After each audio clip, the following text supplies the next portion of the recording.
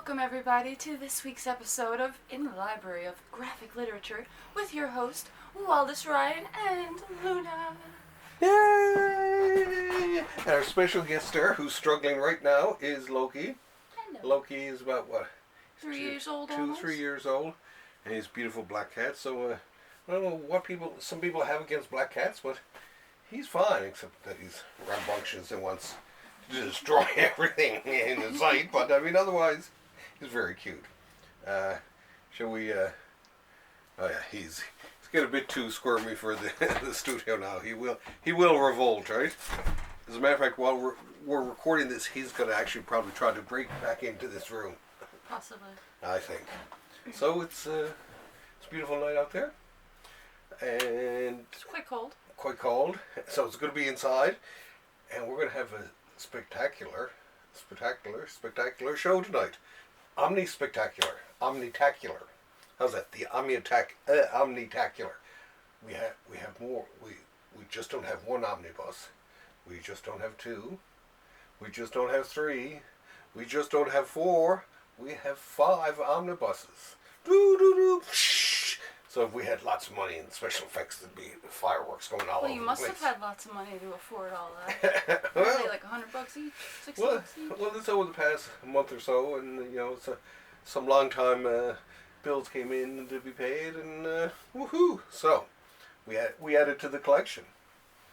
But yeah, it's not easy.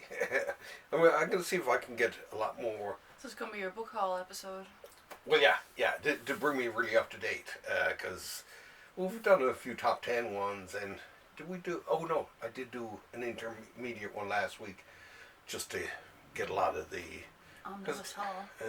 There was a lot of stuff out in time for the Omni-Tacular. So I guess we can get right to it if you want to start with the top one there.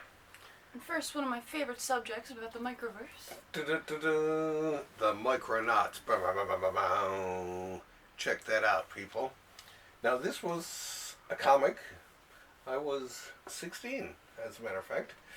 It came out around the same time, or a little bit after Star Wars. There's a bit of a Star Wars feel to it, I know. But it was based on a set of toys. And you know me, I don't go in for merchandise type of things like Barbie or well, actually I do. What am I saying? Okay, usually I don't. But I mean, the Micronauts, I picked it up and it was actually the artwork was what sold me on it. For some reason, it was this new guy, Mike Colan, and he was pretty darn cool. Merchandise, yeah. But this is the Micronauts themselves. What do you think of their villain in the background? And does he look like someone who reminds you of something? Like Darth Vader? Kind of looks like Darkseid. Or Darkseid. Darkseid, yeah. I used to pronounce it Darkseid too, actually. But actually, it wasn't an all in all bad series. The drawing, there's just something. There was something cool about his style. I don't know what it was, but and that's what happens sometimes. Sometimes you just fall in love with an artist just because of the way they draw stuff, and that was definitely the case here with Mike Golden. But funny enough, I stopped when he stopped drawing it. That's when I stopped buying it. Right? I know it just wasn't the same after him, but it was it was a cool little series. Oh, let me pull my closer here. Cool little series. Great art. He went on to do, I think he did art for Marvel for sure. And he did something else. I'll probably remember it halfway through the show. So what do you think? They came from tiny inner space. And it's kind of cool, right? It doesn't say tiny. They came from inner space. Inner space. Micronauts. And like I say, they were based on a toy, but apparently the comic was way better than the toy was, right? Let us know what you think of the concept of a microcosm. Oh, yes. Microverse. Really. Microverse, microcosm. Oh, microcosm is well, not really. Okay, the microverse as a microcosm within. Well, yeah, you can do that within cosmological interpretations. Okay, speaking of which, check this out. This one's heavy, isn't it? Yes, it is. Well, this is... Daredevil and the Black Widow. Yeah, and this is volume 3. This is... You stole my girl, Hornet. When the first volume of this came out, it came out many years ago. And then it was like, geez, it was like 6-7 years until they came out with volume 2. And about a year later, they came out with volume 3.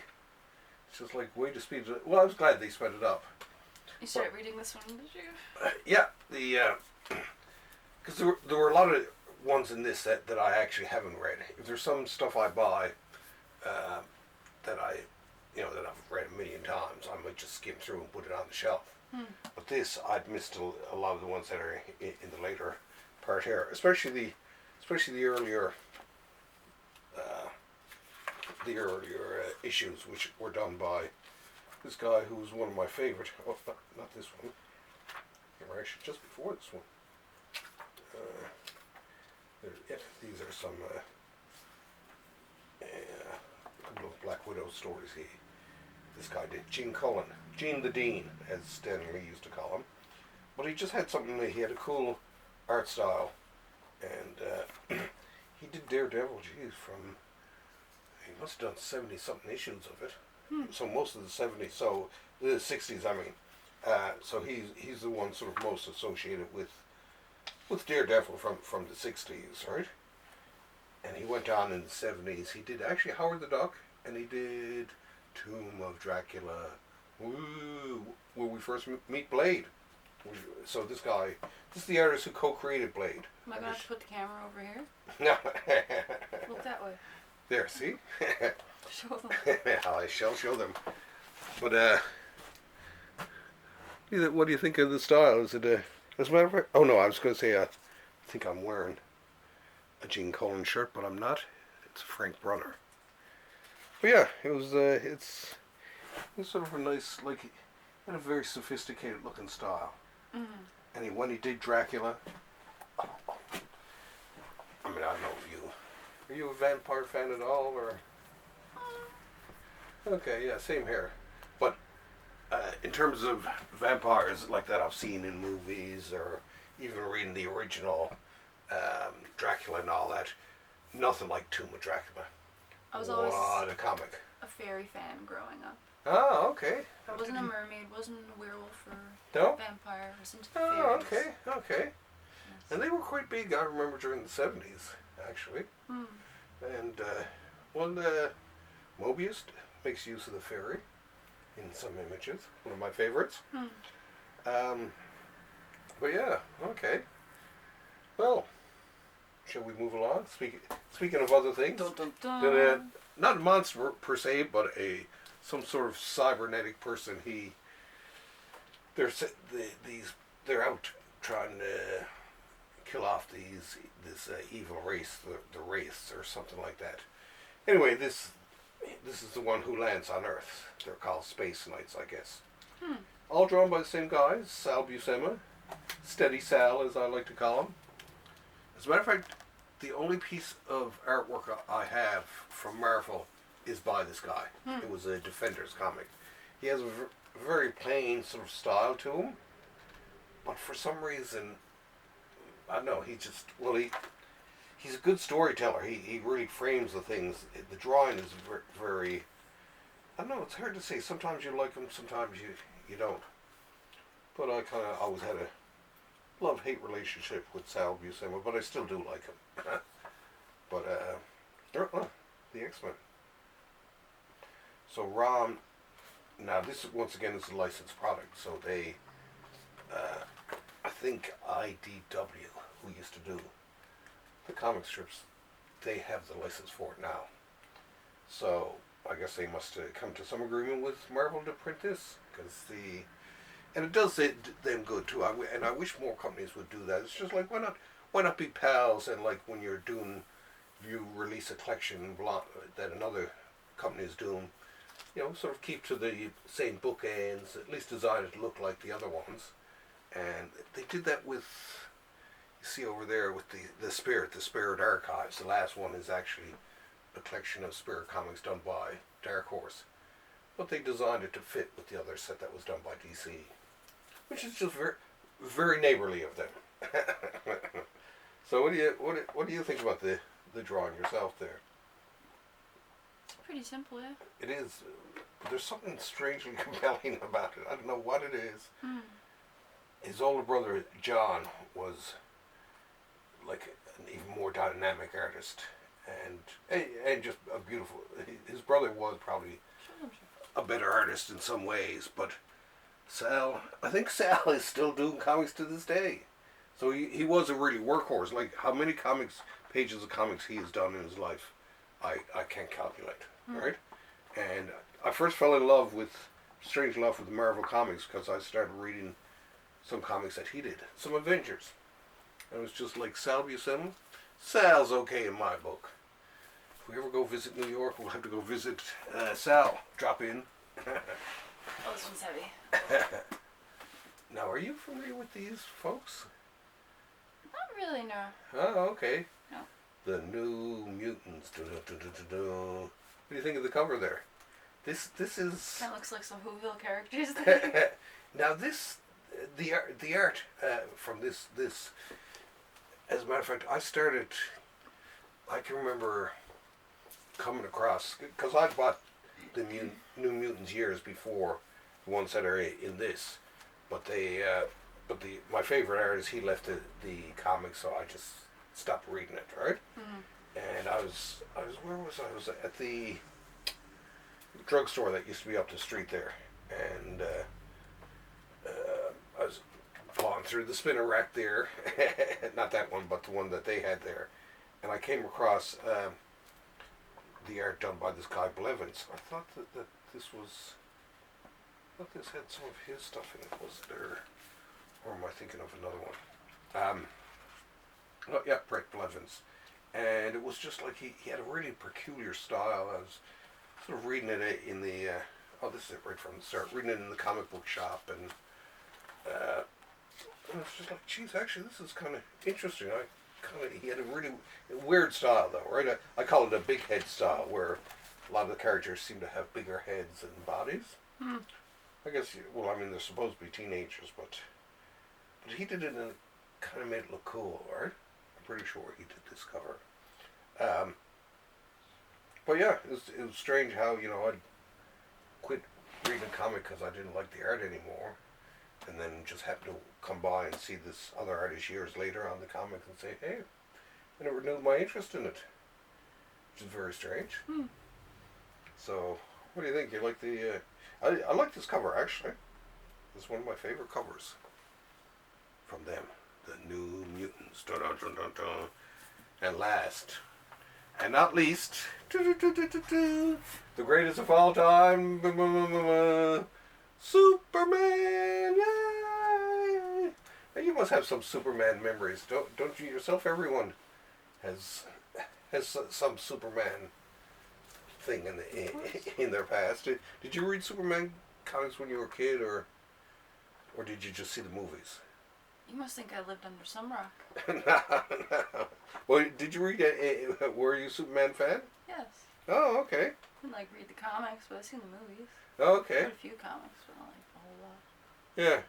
Superman, it really was better, say, pre-60s too, because he's sort of an innocent character in a way.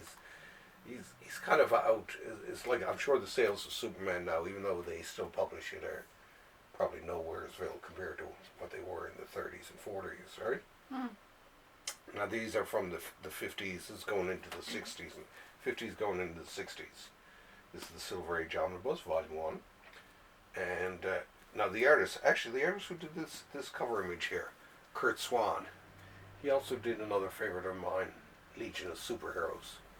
And Curt had, once again, a simple style, but and especially for Batman, he became known like as the Batman, not Batman, Superman, the Superman artist in the 60s, even into the 70s actually.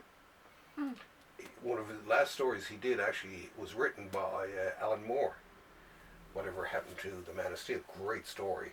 And to have Curt Swan doing the art, it was just like two titans on one story, right? How can you go wrong? But yeah, I mean, the art, some of the art, especially this guy, Wayne Boring was his name. He used to draw Superman with his big barrel chest on him. I didn't really sort of cotton to that one. No, I don't know if that was him or whatever. But when Curt Swan came along, he was just this guy. He just could draw nice people.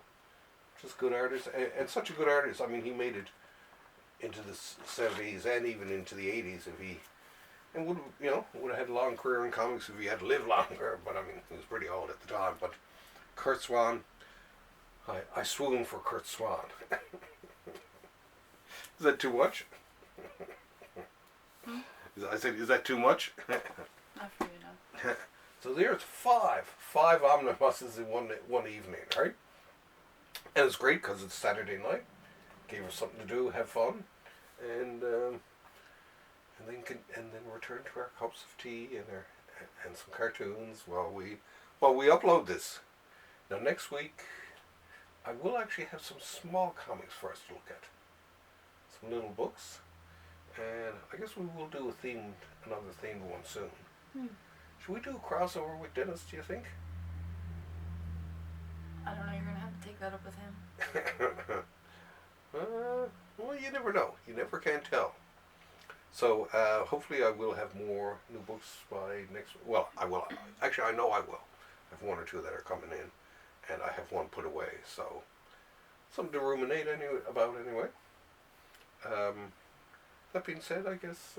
It's amazing how much free money you have when you don't do drugs. Exactly, right? And don't have any real other... and don't drink, right? Have no real hobbies at all, right? It's like... But hey, sooner or later someone will... Well, actually, it has already been used, because, I mean, Sam's come over to use the library. Paul has used the library many a time, to research if he's going to do, like, say, a comic about robots. And he'll have me dig out a stack of books on robots for him. So it has... I have been able to actually use it for good rather than evil, which I think is what I'm trying to do, right? Now we just got to maintain your infrastructure, so everything is a-okay in the library. Yeah, exactly. Well, I've made some improvements in the library, actually, structurally and and computer-wise. Oh yeah, and that thing. Actually, it's gonna be a pain though, because I'll have to unload the bookcase next to it, right? Oh, that's an oh yeah, that's just a dust jacket. Why is that up there? Well, I used it. Well, I used it in my class there last week. I just haven't returned to the bookshelf to the bookshelf where it should be. Right. So I've been caught on camera. I'm sure they're cringing.